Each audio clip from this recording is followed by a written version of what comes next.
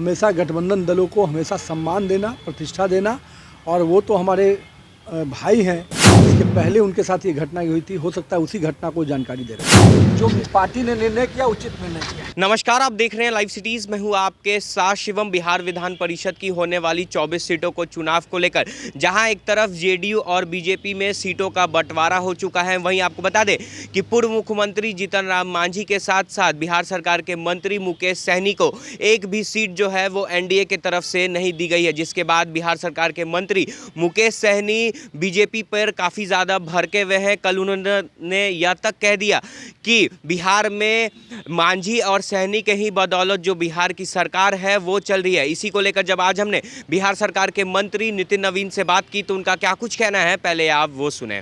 मुकेश सहनी हमारे भाई हैं और मुकेश सहनी एनडीए के हित में हमेशा काम करते रहे हैं और उनको मालूम है कि बिहार का हित एनडीए के हित के साथ ही हैं। और बिहार में जब भी चुनाव होते हैं तो दो विषय स्पष्ट होता है, एक होता है बिहार में महागठबंधन और एक एनडीए, और कहीं ना कहीं वो मानते हैं कि वो एनडीए और नीतीश कुमार के और बिहार में भाजपा के साथ हैं, तो निश्चित रूप से एनडीए के हित में उनको काम करना चाहिए। और मुझे पूरी उम्मीद है, भले ही वो आवेश में हो, लेकिन एनडीए के हित में ही वो निर्णय लेंगे। सर, मंत्री जी वो कह रहे हैं कि बीजेपी वालों ने पीठ में खंजर भोंका है, हत्या भी करा सकते हैं। हम भारतीय जनता पार्टी का स्वभाव और संस्कार जो है, हमेशा गठबंधन दलों को हमेशा सम्मान देना, प्रतिष्ठा देना, और वो तो हमारे भाई हैं। हम लोग वो स्वभाव से नहीं हैं। इसके पहले उनके साथ ये घटना हुई थी, हो सकता है उसी घटना को जानकारी दे रहे हो। सर, एक आखिरी सवाल, वो कह रहे हैं कि इस बार तो अभी गठबंधन में है, लेकिन लगातार अगर इसी तरीके का हाल हुआ तो गठबंधन भी टूट सकता है। नहीं, वो कह रहे हैं ना, मैं तो मानता हूँ कि वो हमारे साथ हैं। आपको लगता है उन्हें सीट मिलनी चाहिए थी मंत्री जी?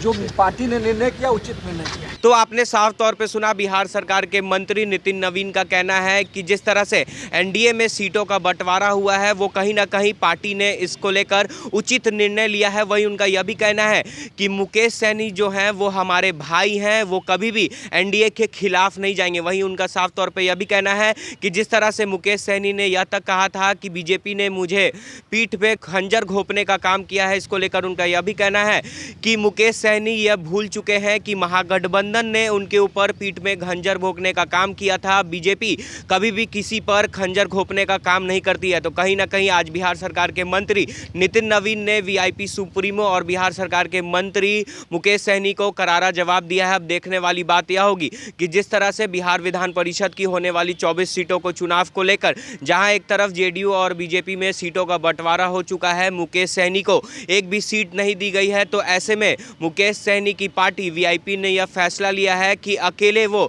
24 सीटों पर चुनाव लड़ेंगे। ये तो अब आने वाले वक्त में ही पता चल पाएगा कि क्या बिहार एनडीए में जिस तरह से इन दिनों बिहार विधान परिषद चुनाव को लेकर खींचतान चल रहा है, तो क्या बिहार एनडीए अपना पूरा कार्यकाल जो है वो पूरा करता है या नहीं। बहरहाल बने रहे हमारे साथ। अगर आपने हमारे चैनल को सब्सक्राइब नहीं किया है तो जल्द से जल्द सब्सक्राइब कर ले। धन्यवाद।